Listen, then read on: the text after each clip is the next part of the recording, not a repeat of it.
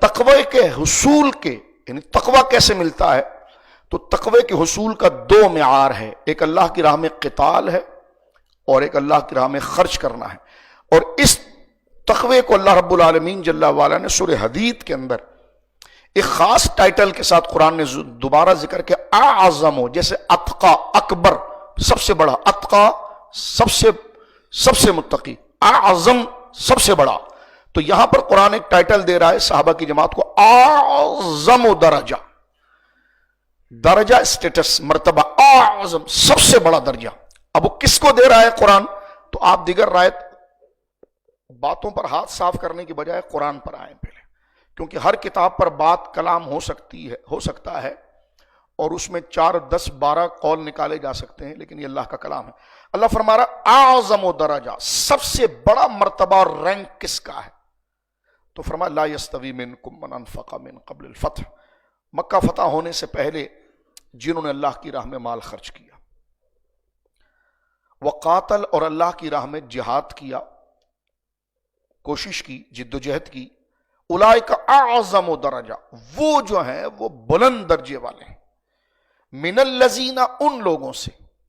انفقوا من بعد، جنہوں نے فتح مکہ کے بعد مال خرچ کیا، یہی کام کیا لیکن فتح مکہ کے بعد کیا، وقاتلوا، اور اللہ کی راہ میں جہاد کیا، وکلا وعد اللہ الحسنى، چاہے فتح مکہ سے پہلے انہوں نے مال خرچ کیا ہو یا جہاد کیا ہو، یا فتح مکہ 8 ہجری کے بعد انہوں نے مال خرچ کیا ہو یا جہاد کیا ہو، اللہ فرماتا ہے دونوں جنتی۔ یہ تو ایک مضمون یہاں مکمل ہو، کلن وعد اللہ الحسنى، دونوں جماعتوں سے ہم نے جنت کا وعدہ کر، یہ تو ایک مضمون ہو گیا۔ لیکن اس میں یہ بات کی جا رہی ہے کہ جنتی تو دونوں ہیں، لیکن فرمایا کہ جو بعد میں مکہ فتح ہونے کے بعد جنہوں نے مال خرچ کیا ہے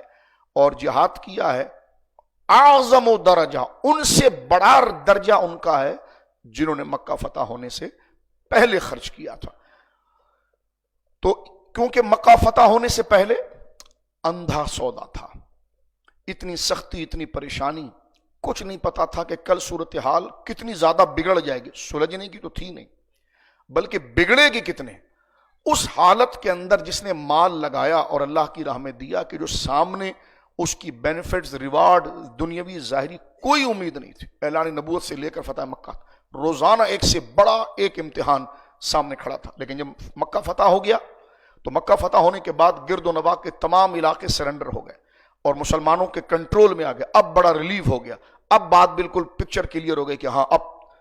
سامنے معاملات بالکل ٹھیک چلیں گے، اب لوگوں نے مال دینا شروع کیا۔ تو فرمایا انہوں نے بھی اللہ کی راہ میں دیا، لیکن انہوں نے جو دیا تھا وہ انتہائی خطرے کے وقت دیا تھا، انتہائی پریشانی کے وقت دیا تھا۔ تو اللہ نے فرمایا کہ یہ جو پہلے دینے والے ہیں اولئک اعظم درجہ، اعظم درجہ، سب سے بلند مرتبہ ہے، اور مفسرین کا اتفاقی آیت بھی ابو بکر صدیق کے لیے۔